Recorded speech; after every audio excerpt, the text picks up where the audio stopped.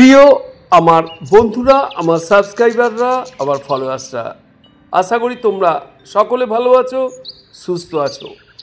আমার আজ ট্রাভেল ব্লগের এক নতুন ডেস্টিনেশন আমি নিয়ে চলেছি তোমাদের এক নতুন জায়গা। আমরা এটি 3টে পর্বে ভাগ করব, 3টে পর্বে বিভিন্নভাবে তুলে ধরব। আশা করি তোমাদের ভালো লাগবে। প্রথম পর্বে যেটা থাকবে রূপনারায়ণের চর।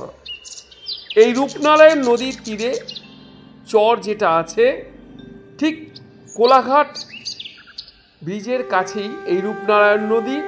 সেই চরে আমরা প্রথম আমাদের ডেস্টিনেশন। সেখান থেকে আমরা আবার যাব দ্বিতীয় ডেস্টিনেশন, সেটা হলো 51 সতীপীঠের অন্যতম একটি সতীপীঠ বর্গভীমা। এবং তৃতীয় ডেস্টিনেশন হলো শেরি পাঞ্জাব, একটি বিখ্যাত হোটেল কাম রেস্টুরেন্ট। আমি যাব এই ডেস্টিনেশনে। আজকে আমাদের প্রথম পর্ব রূপনারায়ণের চর। চলেছি আমরা কজনে এই ডেস্টিনেশন?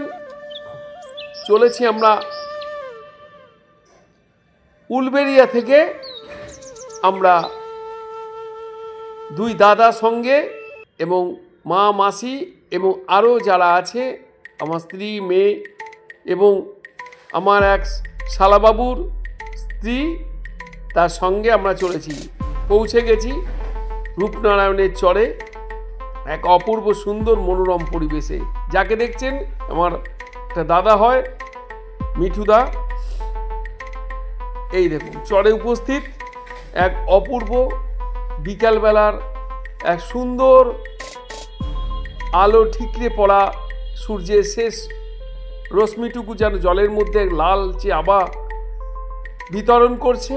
এক অপূর্ব পরিবেশের মধ্যে এক সুন্দর জায়গায় নিয়ে চলেছি আপনাদের, দেখতে থাকুন। এখানে অনেকেই পিকনিকের সময়, এই শীতকালের মরশুমে সবাই আসে ঘুরতে, পিকনিক করে। জায়গাটা সত্যি মনোরম। কাশফুলের শাড়ি থরে থরে সাজানো, কেউ সাজিয়ে দিয়েছে। আমি সেইখানেই নিয়ে যাচ্ছি। এক অপূর্ব সুন্দর এক পরিবেশে বেড়ানো বাঙালির যেন একটা রক্তে লেগে আছে। পৃথিবীর এমন কোনো জায়গা নেই যেখানে বাঙালিরা ঘুরতে যাচ্ছে না। যখনই একটু ছুটি, একটু ফাঁকা, ব্যাস বেরিয়ে পড়ো। একটা পোটলা পুটলি বাঁধা, এই নিয়েই আমাদের চলা। সারা বছরের পরিশ্রম, আবার একটু ছুটি, একটু আনন্দ, আবার নতুন মজা, নতুন শিহরণ। দেখুন কাশফুলের শাড়ি, এক আলাদা অনুভূতি, যেন দুর্গা প্রতিমা আসছে।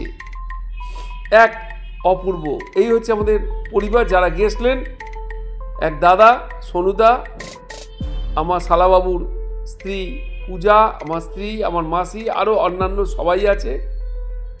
এই শালাবাবুর সঙ্গে আমি। এই ভ্রমণের প্রধান উদ্যোক্তা এই দাদা আমার, সোনুদা। সবাইকে আনন্দ দিয়ে সুন্দরভাবে নিয়ে গেছিলেন এই বেড়ানো। কাশফুলের সামনে দিয়ে আমি হেঁটে চলেছি। এক অপূর্ব সুন্দর মনোরম পরিবেশ। এই হলো রূপনারায়ণের চর। যদি আপনারা আসতে চান, অবশ্যই কোলাঘাট থেকে মিনিট 5 রূপনারায়ণ নদীর তীরে, সেই রবীন্দ্রনাথের কবিতা রূপনারায়ণের তীরে, কবিগুরুর শেষ লেখা কাব্যগ্রন্থের অন্তর্গত এই কবিতা, যা তার জীবন ও স্মৃতিকে আলাদাভাবে চিনিয়ে দেয়। সত্যি অপূর্ব এক সুন্দর ভ্রমণ পর্ব আমরা করলাম। আপনাদেরও কেমন লেগেছে অবশ্যই কমেন্টস করে জানাবেন। ভালো লাগলে একটা লাইক আর শেয়ার, কমেন্টস করতে ভুলবেন না। যারা আমার চ্যানেলটিকে, গুরুকুল স্যারকে এখনও সাবস্ক্রাইব করেননি, অবশ্যই করে দেবেন আর বেশি করে শেয়ার করে দিন। দ্বিতীয় পর্ব খুব তাড়াতাড়ি নিয়ে আসছি আপনাদের, আরও বেশি আকর্ষণীয়, আরও বেশি চমৎকার। 51 সতীপীঠের অন্যতম পীঠ সতীপীঠ, তার ইতিহাস এবং তার ভিডিওগ্রাফি আমি অবশ্যই তুলে ধরব। সেই সতীপীঠ বর্গভীমা কী হয়েছে তার বিস্তারিত ইতিহাস আপনারা দেখতে থাকুন